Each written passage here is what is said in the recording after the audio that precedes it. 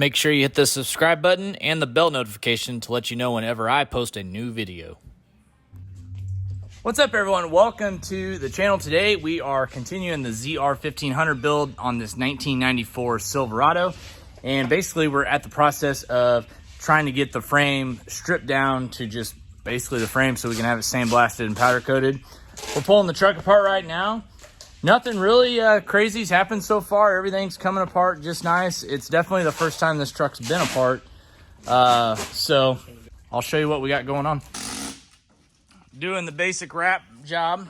That way it protects the storage, the paint finish there. As you can see, got the wheel well liners out, getting the fluids all drained, so that way we can pull this 350 out of this truck and be good. I think what we're gonna end up doing on this go around build, I think we're gonna have all this stuff painted and glossed out and everything to make it look really nice. May even shave some of the holes and stuff on the back side there. I'm not sure yet, but we're gonna make it look nice. Obviously powder coat the core support, get a new AC condenser, and pretty much everything that goes back on this truck is brand new except for the body parts. So got to make it look nice. We are leaving the AC on this truck, so we're gonna actually have this, and we'll have it painted all nice and black, so that way it doesn't stand out as bad. Obviously got a cowl, has a crack in it here, so we got a brand new GM OEM cowl for it. And other than that, Steve, you see anything taking it apart? No, it's pretty nice. Yeah, think it's about like the teal truck. Yeah, I'd say it's just as nice. Some of the bolts are a little rustier, but yeah, we don't use those anyways. No, this was an Indiana truck though, so it's possible that, you know, its first couple of years of life, it probably was driven, you know. No, everything's nice. It did have the teal truck was missing the bolt for this bulkhead. It had that. Oh, nice. Yeah, no, it's pretty nice. And I saw like all the books and stuff that came with it. Yeah. There's a there's a cassette to introduce you to buying your brand new truck and all the features. Oh, we should listen to it. Yeah. Hell yeah. Sweet. But pretty close. We're gonna take the fenders off and pull the radiator and condenser, get the core support, and then we're almost pulling the cab already. We should, after the last go around with the fenders, we should see if we can mark where the fenders are and how many washers. Oh yeah, on the back side. Just that way we're not in the guessing game for 3 hours. It was that and some spacing with the I remember the core that support with the new bushings, like they were shorter, but we triple checked all the cab bushings and they're in the correct spot. So I don't know if it was an error, but oh well, we'll figure it out either way. Yeah, so far so good though on the ZR1500. We're gonna go ahead and get these fenders pulled off, and we'll see how far we can get today. We have a new truck sitting right over there too. I'll show you all here in just a second. We might have to put a stereo in this truck after hearing the new truck over here. By the way, guys, this is a 1993 454 SS truck I just picked up yesterday. I sold the burgundy one and picked this one up from the same guy. But look at this freaking truck. This thing is immaculate. 1993 454 SS. This is original paint. No paint work has been done. It's been lowered with a disc brake conversion all the way around on it. It's had a solid glass put in it instead of the sliding glass. But this is the most rare part of the truck. This thing has factory tan interior in it, and it is in perfect shape. I mean, when I say perfect, it is perfect in this truck. And this truck has 48,000 miles on it, and they only made 11 of these with tan interior in it. So it's a pretty rare truck, guys. I mean, this thing is about as rare as it gets for a 454 SS truck. And it is insanely clean. I mean, this truck was well kept. The bed is super nice. I just washed it, so it's probably got some water, but the bed is immaculate on it. There's the front there. It's got the molding on there with the license plate bracket gone, which looks really good on there. And the whole hood's been clear brawled. And then this is underneath the hood. Just super, super nice. It's had the air cleaner cover, smooth and painted gloss black. It's just really nice. And you can tell this, you know, whoever had this truck for a long time, you know, obviously took really good care of it. The core support's in really good shape. But this is a pretty much factory truck. Nothing crazy's been done to this one. So pretty cool. I'm gonna see if we can get underneath of it here. I don't know if you can really tell, but it's clean under there, guys. It's really nice. Got the factory bumper on it. All the decals on it are factory, never been touched, never been removed or replaced. This is a pretty cool touch. It's the cargo light that's normally chrome right there. He had it painted black and then had the light tinted, so it kind of blends in with the truck. You don't notice it as much. Well, I'll show you guys this thing. But once again, this thing's got a stereo. He did give us the factory radio and everything, so if we want to take it out, we can, which was cool. But it does have a sub in it. This thing actually sounds pretty good, stereo-wise. Good cruiser truck. The only thing I'm not much on is this stuff here. It definitely looks like it was added probably at the dealer when it was new. Can't do nothing about it, but it's in there. I mean, I guess it doesn't look all that bad. I just wish it was completely factory on the inside. That's it, guys. 93 454 SS truck we just picked up. I don't know what we're going to do with this thing. We have a full Ride Tech coilover suspension for 454 truck. And I think it'd be cool to put that new 632 big block from Chevrolet crate engine in this truck. I don't know. We'll see what happens. May just be one of those trucks you just leave just like this and keep it clean and drive it on nice days. All right, we got both front fenders off now. Looking pretty good so far. We can go in here and start cleaning up all this stuff here. Still got all this wind deflectors and stuff for the doors. So that way we know it's probably never been apart before. What we are doing this time is these shims for the fenders. We're going to try to leave them in the same exact spots that we took them off, because it comes aligned from the factory pretty well. We had a tough time getting the Teal Truck's fenders lined up because we just took all that stuff off and we didn't know what was on what. So we're going to try to leave that the way it is. And I think what we got to do next is we got to do the AC. We got to disconnect all that from the firewall and basically just start unplugging everything that's connected to the firewall that plugs in anything else off. That way we can unbolt the cab and lift the cab up off this frame. So that's going to be our next step. Still got the core support on. We'll get that off and get it over to powder coaters as well. But basically what we're going to try to do is we're going to get this frame completely stripped down. So we're going to cut all these factory leaf spring mounts off of it. Some of our brackets and stuff that we're not going to use anymore. We'll get the exhaust off of it, of course.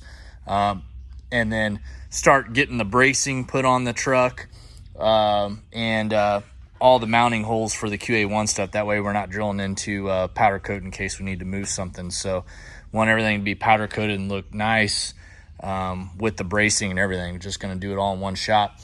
We did get our new gas tanks in from Holley. So Holley's got these factory replacement fuel tanks, which are super nice. They come coated and everything. So this is a really nice piece from Holley, and they're really not that expensive. So and their Holley sniper pump just goes right in that factory location there.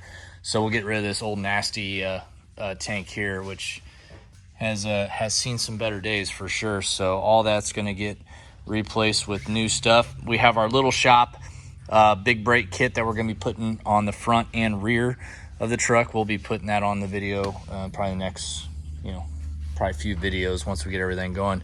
While we're waiting on the frame to get done, we can obviously start getting this interior stripped out of this truck, all this red interior. So once I have it out, we'll figure out what we're going to do with it and put all the new gray stuff in.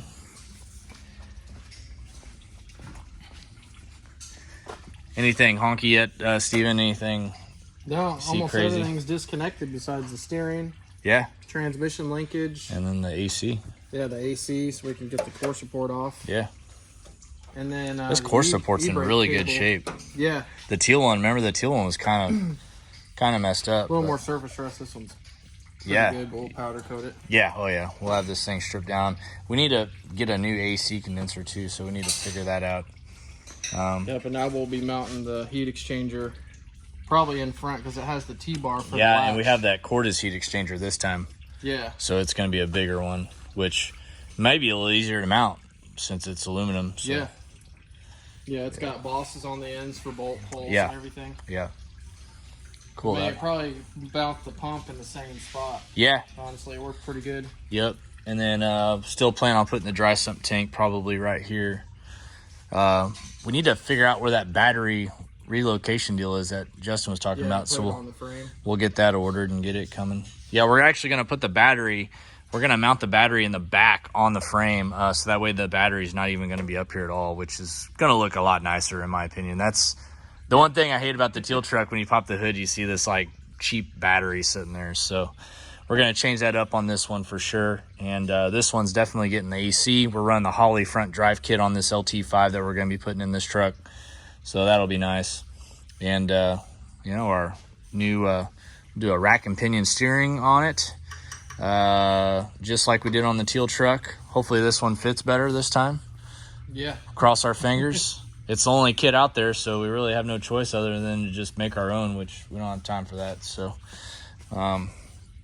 yeah, I think it's going good. Get these ugly mirrors off too. These things are horrible. Got a fresh set? Yeah, we do. They're in the truck. We'll see it here.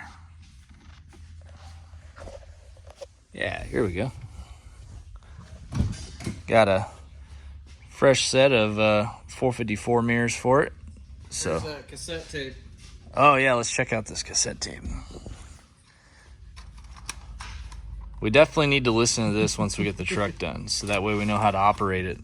You know, all the options. Introduction to your new vehicle. I've never even seen one of these that looks like this. I've seen the ones like in the 454 trucks, but the one in this 94 is different. And they like Leanne Rimes. Those are yes. The Leanne Rimes cassette tapes are everywhere in this truck. So, oh, there's another one. We got the full 1990s Leanne Rimes collection in here. Awesome.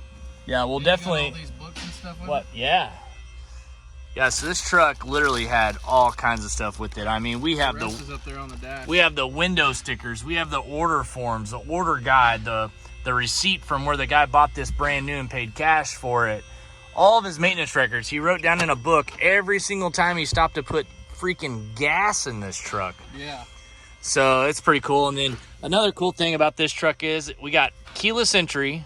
It's a GM keyless entry. We got both sets of keys for this thing. I don't know where that. They're in the box probably. Yeah, they're probably in the box. I think that's for the tonneau cover that was on it. Oh yeah, it used to have a camper shell on this truck. So, but that's what the glove box looks like without being in there. It sits down in there. But what we do back here is we mount all the PCM and all that stuff back here with the TCM. And they already got the wiring unplugged. That's the stock computer on the floor. Oh, okay. We can pull that out. Yeah, they look a little different. So yeah, it's looking pretty good in here though, Steve. This is going to be a nice interior for someone to convert over because it's perfect. The headliner's perfect. The sun visors are in good shape. This is an actual bench seat. It's not 60/40, so it's pretty cool. It's all one piece. We're going to leave the factory radio and stuff in this truck for sure. Because that's one thing that I honestly didn't like about the teal truck. It had that stupid aftermarket radio in it. It's got the floor console cup holder things in it. Oh yeah. That's pretty cool. That's for the truck, Steve, that didn't have the center console. Oh, okay, yeah, because it would be on the console. Yep, exactly. So it's pretty cool to have some extra cup holders for sure, because the center console cup holders are pretty crappy. I feel like that gray truck has the cup holders too. Do they have a both option? The gray truck? Which one? The gray interior that we're going to use? It might. It might. Yeah, it might have it. It could have came. Both. Yeah, I don't know. A lot of guys back in the day, and still to this day, they add that on there. So like they just have it some extra. Because the center console, like I was saying, like you can barely goose the throttle and your drink go flying. Yep.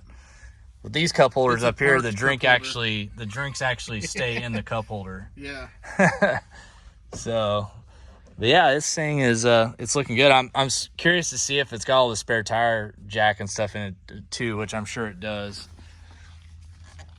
So yeah, guys, we have some OBSs here in the shop. The silver truck's back there, which I showed you all in a previous video. Super clean. So right now we got 4 really clean OBSs at the shop. The teal truck's in the showroom, the ZL1500. And then really, I got rid of the burgundy one, and I only have one more OBS truck. It's an extended cab. Y'all haven't seen it yet, but it's out getting paint corrected and detailed and stuff right now, and lowered and all that good stuff. It'll be a really nice cruiser once it's all finished up. But pretty much have all the OBSs in the whole stable out here right now, so pretty cool. Pretty cool to see them all under one roof. Oh yeah, so Harry started working for me back in May, so he didn't get to see the teal truck build. Yeah, I know. So this is his first experience seeing one of these trucks all the way torn down. They literally come apart and go together like Legos. Yeah, this is grown up Legos right here is all this is. Steve loves working on the OBSs though. He's gonna be. Oh, yeah, I didn't know I was getting into with the teal truck. Yeah, now you know what you're getting into. Going back together, yeah, it seems so much easier. Yeah. This is good practice, too, before you start on this other truck that we have for that guy down in Florida. So you get some good practice. It's the same engine. Definitely fresh on the mind. Yes. The one thing, Steve, that we're not going to be able to do on that other truck is the Spear Tech harness. We got to run the GM harness. Oh, okay. So you're probably going to have to do some splicing and dicing on that one. Yeah. Spear Tech does not have a harness that goes from a LT5 to an 8-speed. They only do the LT5 10-speed combo. Yep. That's like Ford.